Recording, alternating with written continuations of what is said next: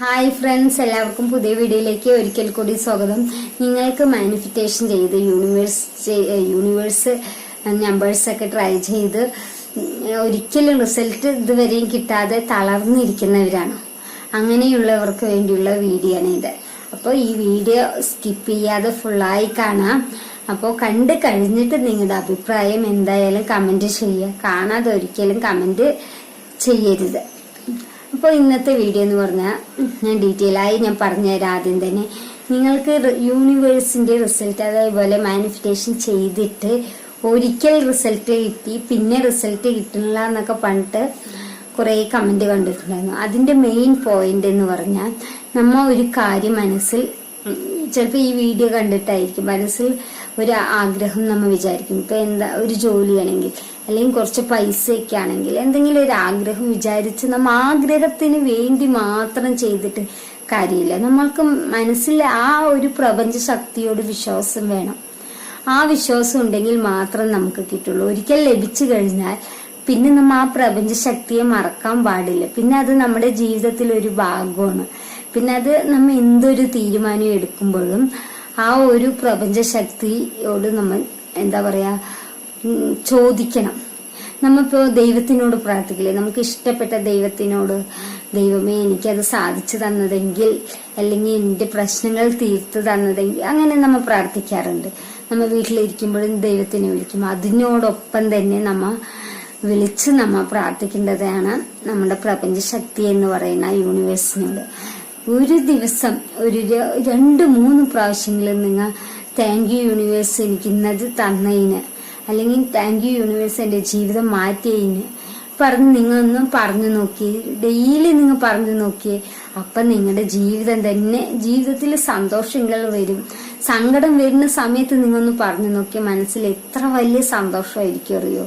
ആ സങ്കടങ്ങൾ ഏതി പോകുന്നറിയില്ല. ഞാൻ ട്രൈ ചെയ്യാറുണ്ട്.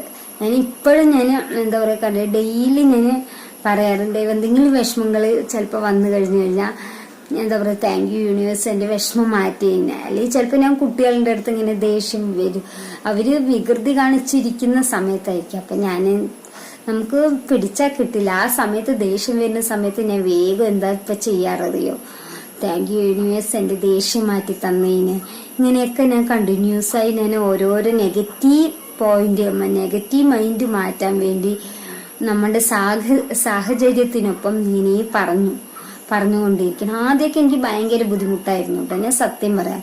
ആദ്യം നമുക്ക് അതിന്റെ ഓർമ്മ കിട്ടില്ല. നമ്മൾ മാനിഫെസ്റ്റേഷൻ ചെയ്യുമ്പോൾ ആദ്യമൊക്കെ ഭയങ്കര ഒരു റിസ്ക് ആയിരിക്കും. പക്ഷെ അതിനുശേഷം നമ്മൾ പറഞ്ഞു കഴിഞ്ഞാൽ പിന്നെ അത് പറയാതെ ഉറങ്ങാൻ പറ്റില്ല, ചിലപ്പോൾ ഇരിക്കാൻ പറ്റില്ല. ഞാൻ ചിലപ്പോൾ ഇങ്ങനെ TV കാണുമ്പോൾ പോലും ഞാൻ ഇങ്ങനെ പറയും.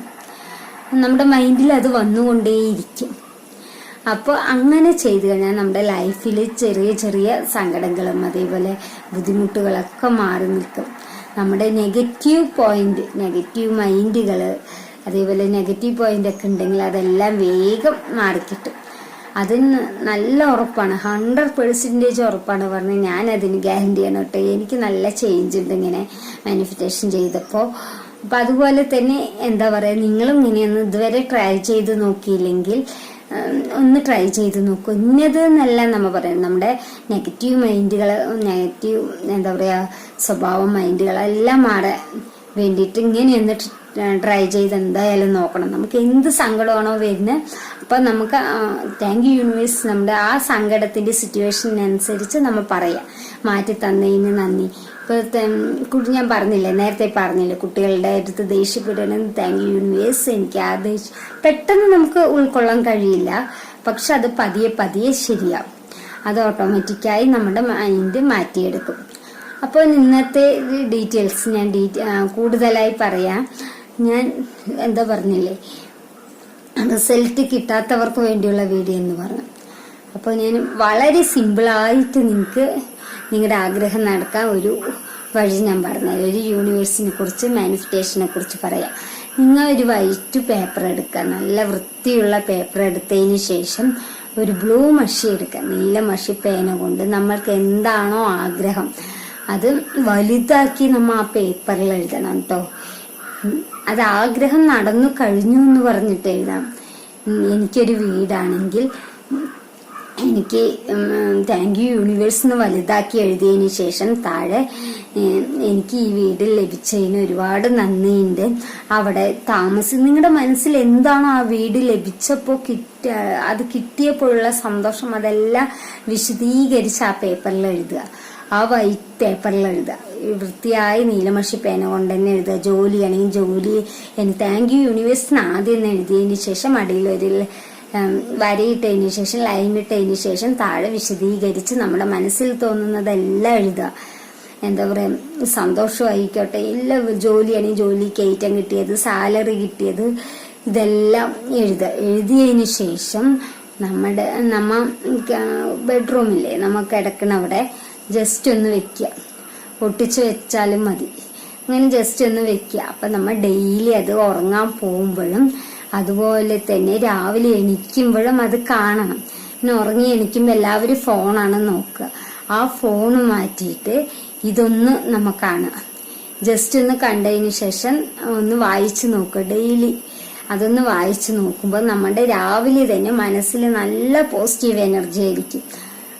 സത്യം പറയാ, കുറേ പേർക്ക് അനുഭവം കിട്ടിയിട്ടുള്ള കാര്യമാണ്.